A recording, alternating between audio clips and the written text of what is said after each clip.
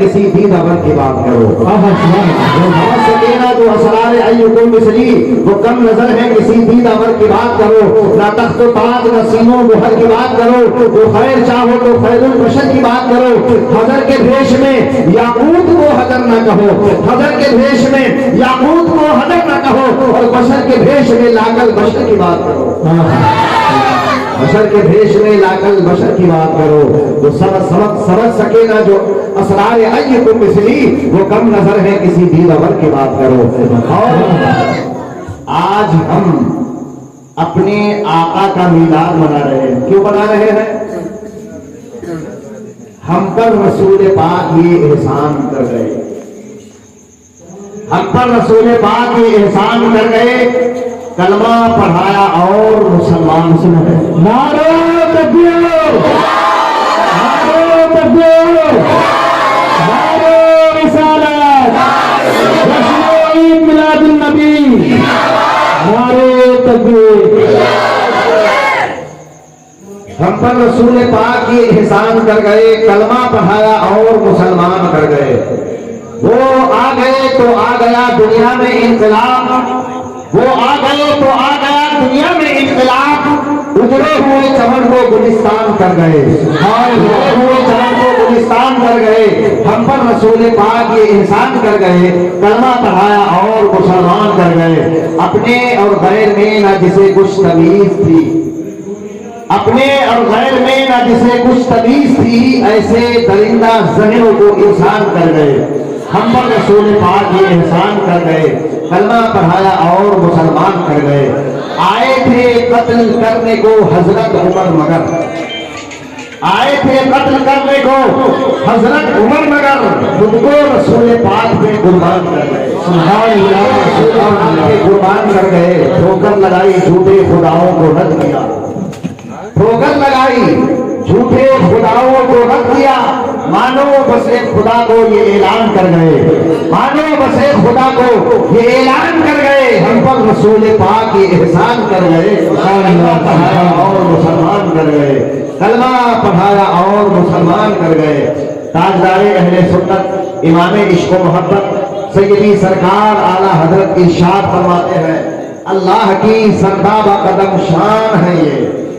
اللہ کی سردابہ قدم شان ہے یہ. انسان ہی انسان وہ انسان ہے یہ. انسان ہی انسان وہ انسان ہے یہ. اور قرآن تو ایمان بتاتا ہے انہیں، ایمان یہ کہتا ہے میری جان. سبحان اللہ. قرآن تو ایمان بتاتا ہے انہیں، ایمان یہ کہتا ہے میری جان ہے یہ. تو ایک چیز میں آپ سے پوچھنا چاہتا ہوں. آپ میں سے کسی بھی ایک شخص کو فرض کر لیجیے مثال کے طور پہ.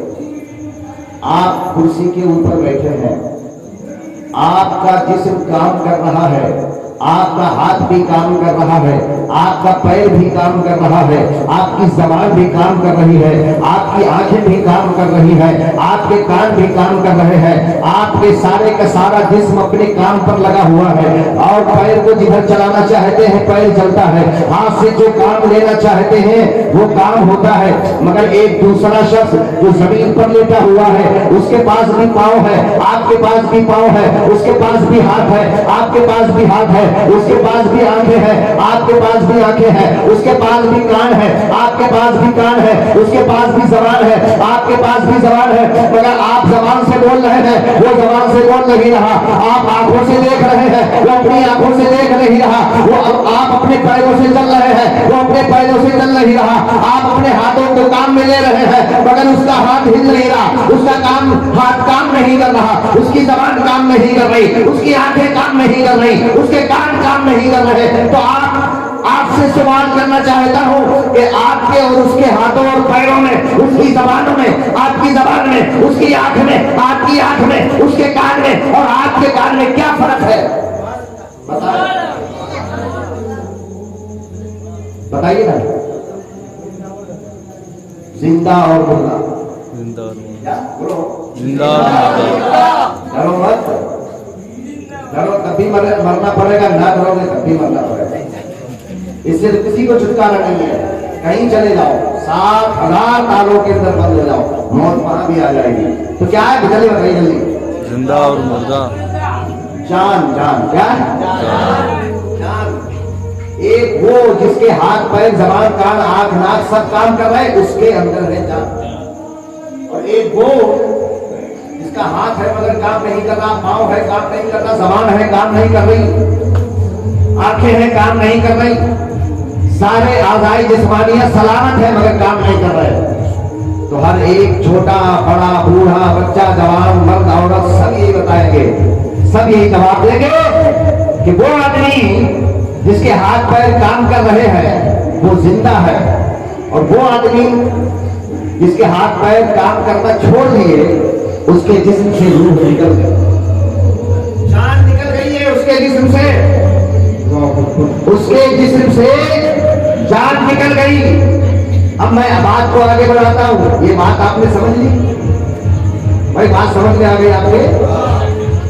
ہاتھ پیر ہے مگر کام نہیں کر رہے، کس لیے کہ جسم کے اندر جان نہیں ہے. جان ہے تو یہ ساری چیزیں کام کر رہی، جان نہیں تو کوئی چیز کام نہیں کر رہی. اب حضرات میں بات کو آگے بڑھاتا ہوں. یہ پڑھے لکھے لوگ موجود ہیں یہاں پر، یہ آپ کے بستی کے امام ہیں، مولانا ہے، عالم دین ہے.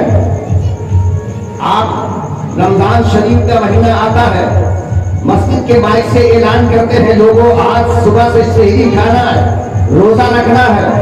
آپ جتنے بھی ٹوپی لگا کے بیٹھے ہوئے ہمارے مسلمان بھائی سحری کھائیں گے، روزہ رکھیں گے تو روزہ رکھنے کا اجر کیا ملے گا؟ ثواب ملے گا. بولو اور تھوڑا زور سے سبحان اللہ بھی بولو تاکہ نیند ہماری بستی سے ہی باہر چلی جائے. محلہ چھوڑو، بستی سے باہر چلی جائے، ثواب ملے گا.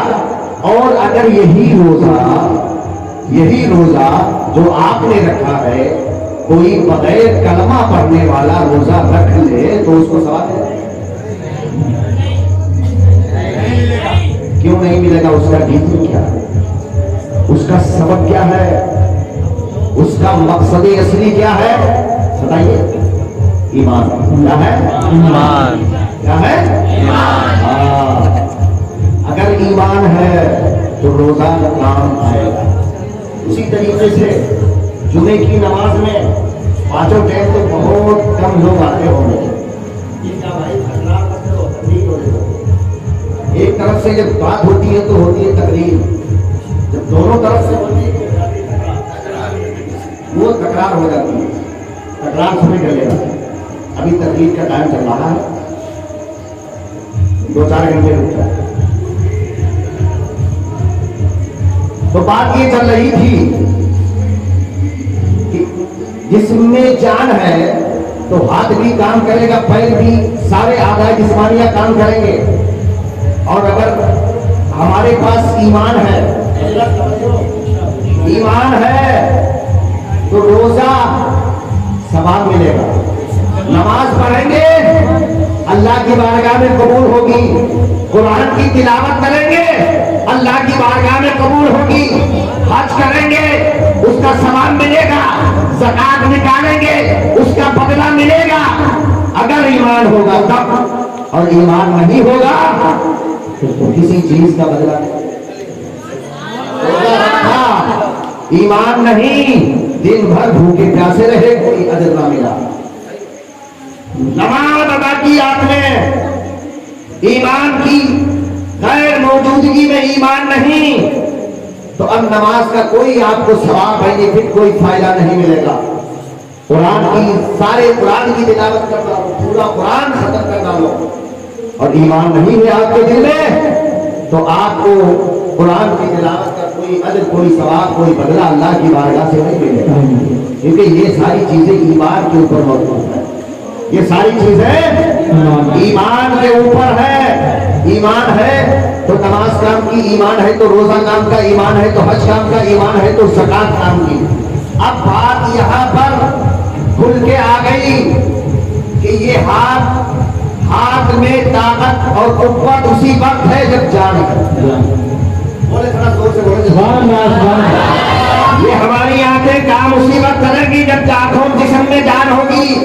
یہ کان اسی وقت کام کریں گے جسم میں جان ہوگی. زبان اسی وقت تک کام کرے گی جب جسم میں جان ہوگی. ہمارے پیر، ہمارے ہاتھ، ہمارے کان، ہماری آنکھیں، ہماری زبان، ہمارا سر، ہمارے جسم کے تمام حصے اسی وقت کام کریں گے جب جسم میں جان ہوگی. جب جان نہیں ہوگی تو یہ کسی کام کے نہیں. نماز، روزہ، حج و زکات، تلاوت، صدقات و خیرات، زکات، یہ سب اسی وقت اجر و ثواب کے مستحق بنیں گے جب ہمارے دل میں ایمان ہوگا. نعرہ تکبیر، نعرہ رسالت، جشن عید میلاد النبی، جشن عید میلاد النبی. جناب حضرت علامہ و مولانا قاری ضیاء اللہ صاحب، نعرہ تکبیر، نعرہ رسالت. دل میں ایمان ہوگا. اب سنیں ذرا توجہ کی قابل بات ہے، بہت قابل توجہ بات ہے، بالکل ہمارے ایمان کی بات. تو یہ چیز ہے نماز، روزہ، حج و زکات کب کارآمد ہے؟ جب ایمان ہے. اب نتیجہ یہ نکلا، اس طریقے سے ہاتھ کے لیے جان ہونا ضروری، پیر کے لیے جان ہونا ضروری، کام کرنے کے لیے، زبان کے کام کرنے کے لیے ایمان جان کا ہونا ضروری. اسی طریقے سے اب ہم نماز سے پوچھتے ہیں، اے نماز تو اللہ کی عبادت ہے. سبحان اللہ. اے نماز تو اللہ کی عبادت ہے، لیکن تیری جان کیا ہے؟ نماز کہے گی میری جان ایمان ہے. اے روزہ تو اللہ کی عبادت ہے، تیری جان کیا ہے؟ روزہ کہے گا ایمان. بولے آپ بولے تاکہ مجھے لگے کہ ہم روزے سے پوچھیں گے روزہ تیری جان کیا ہے؟ تو روزہ کہے گا ایمان. حج سے پوچھیں گے اے حج، ہم تجھے اگر ادا کریں تو تیری جان کیا ہے؟ تو حج کہے گا میری جان ہے ایمان. زکات ہم نکالیں گے، ہمیں ثواب ملے گا یا نہیں ملے گا؟ اے زکات تیری اصل کیا ہے؟ تیری جان کیا ہے؟ تو زکات کہے گی میری جان ہے ایمان، میری جان ہے ایمان. اسی طریقے سے جتنی بھی عبادتیں ہیں، جتنی عبادتیں ہیں، تفصیل میں جاؤں گا بہت وقت لگے گا. جتنی عبادتیں ہیں ان تمام عبادتوں سے پوچھتے چلے جاؤ تمہاری جان کیا ہے. ہر عبادت کی طرف سے آپ کو یہی جواب ملے گا کہ ہماری جان ایمان ہے، ہماری جان ایمان ہے. روزہ ہو، حج ہو، زکات ہو، نماز ہو، عبادت ہو، تلاوت ہو، سب یہ کہیں گے کہ ہماری جان ایمان ہے. ہم ایمان سے پوچھتے ہیں اے ایمان، اے ایمان تو نماز کی بھی جان ہے، تو روزے کی بھی جان ہے، تو حج کی بھی جان ہے، تو زکات کی بھی جان ہے، تو تمام عبادتوں کی جان ہے، مگر تیری جان کیا ہے؟ تیری جان کیا ہے؟ تو ایمان کہے گا میری جان اللہ کے محبوب جناب محمد رسول اللہ صلی اللہ علیہ وسلم. سبحان اللہ. اسی لیے بریلی کے تاجدار نے کہا تھا اللہ کی سرتا و قدم شان ہے یہ، انسان ہی انسان، وہ انسان ہے یہ. قرآن کو ایمان بتاتا ہے ان ہے، ایمان یہ کہتا ہے میری جان. قرآن کو ایمان بتاتا ہے ان ہے، ایمان یہ کہتا ہے میری جان. عبادت کی جان ایمان ہے اور ہمارے ایمان کی جان جناب محمد رسول اللہ صلی اللہ علیہ وسلم کی ذات ہے. اب بات کو آگے بڑھاتے ہیں. اب اور آپ یہاں کس لیے بیٹھے ہیں؟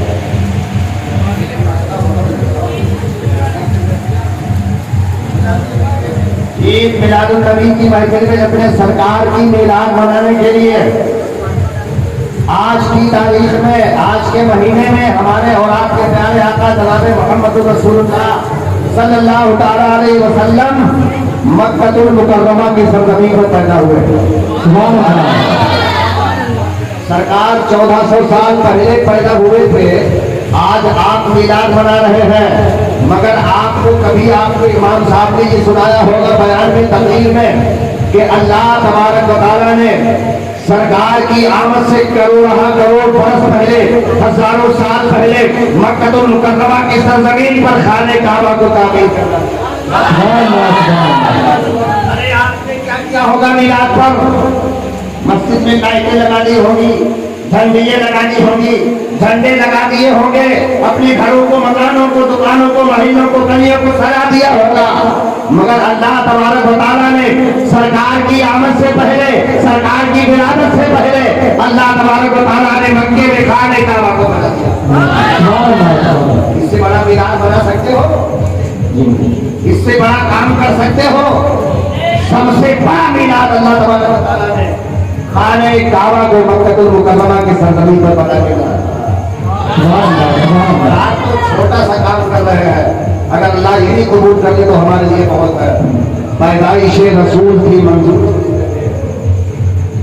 پیدائش رسول تھی منظور، جس جگہ رب نے اسی زمین پر کعبہ بنا دیا۔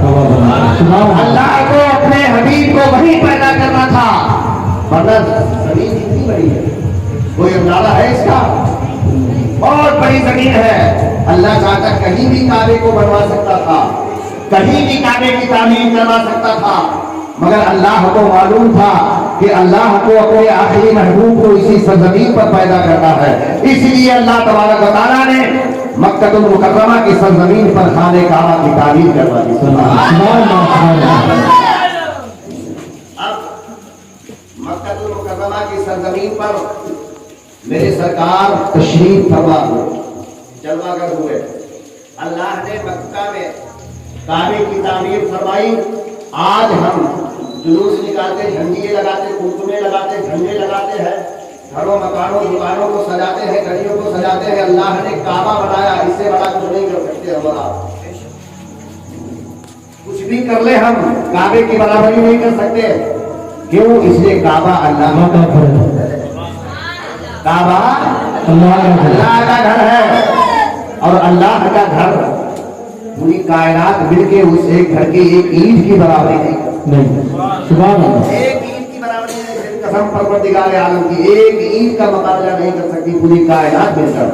اللہ کے گھر کی عظمت وہ ہے۔ تو اللہ نے مکے کو حرم بنایا، حرم بنایا، مکے کو حرم بنا دیا۔ اب مکہ وہ سرزمین جب دنیا بھر سے حجاج کرام یا عمرہ کرنے والے حضرات جاتے ہیں، زبانیں الگ الگ ہیں، رنگ الگ الگ ہیں، ملک الگ الگ ہے، دیش الگ الگ ہے، شہر الگ الگ ہے، بستیاں الگ الگ ہیں، دنیا کے گوشے گوشے سے، دنیا کے خطے خطے سے آئے ہیں، مگر لباس سب کا ایک ہی، سب کا لباس ایک، اور سب کی زبان پر ایک ہی ترانہ ہے، لبیک اللہم لبیک، لبیک اللہم لبیک، لبیک اللہم لبیک، لبیک اللہم لبیک، لبیک اللہم لبیک، لبیک اللہم لبیک۔ سب کی زبان پر ایک ہی صدا ہے، اے اللہ میں حاضر ہوں، اے اللہ میں حاضر ہوں۔ کوئی پورب سے آیا ہے وہ بھی لبیک کہہ رہا ہے، کوئی پچھم سے آیا ہے وہ بھی لبیک کہہ رہا ہے، کوئی اتر سے آنے والا ہے وہ بھی لبیک کہہ رہا ہے، کوئی دکن سے آنے والا ہے وہ بھی لبیک کہہ رہا ہے، کوئی انڈونیشیا سے آیا ہے وہ بھی لبیک کہہ رہا ہے، کوئی افریقہ اور امریکہ سے آیا ہے وہ بھی لبیک کہہ رہا ہے، کوئی چین و جاپان سے آیا ہے وہ بھی لبیک کہہ رہا ہے۔ مختصر یہ کہ دنیا کے کسی بھی خطے سے آیا ہے، ہر ایک کی زبان پر ایک ہی صدا ہے، لبیک اللہم لبیک، لبیک لا شریک لک لبیک۔ سبحان اللہ، سبحان اللہ۔ میرے سرکار مکے میں پیدا ہوئے، مکہ شریف میں پیدا ہونے کے بعد جب میرے آقا کی 53 سال کی عمر ہوئی، 53 برس کی ظاہری عمر شریف ہوئی میرے سرکار کی،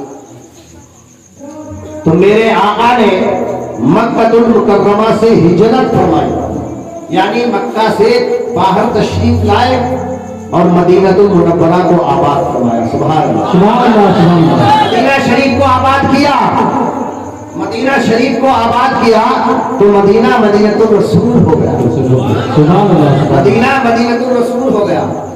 اب ایک بات یہاں پر میں آپ کو تھوڑی سی ذہن کو قریب کرنے کے لیے سمجھانا چاہتا ہوں۔ آپ نے سنا ہوگا بچپن میں یا کبھی اپنے اڑوس پڑوس میں، اپنے محلے میں، اپنے شہر میں، بستی میں، گاؤں میں کہیں یہ کیا ہوا، اگر کسی اللہ نہ کرے ایسا ہو کسی عورت کا شوہر دنیا سے کوچ کر جائے تو وہ کیا کرتی، سوگ مناتی، کیا کرتی ہے، शोक मनाती है, यानी उसका शौहर उससे बिछड़ गया, शोक मनाती है। शोक में वो अक्सर व बेशतर काले कपड़े पहनती, क्या काले कपड़े पहनती है।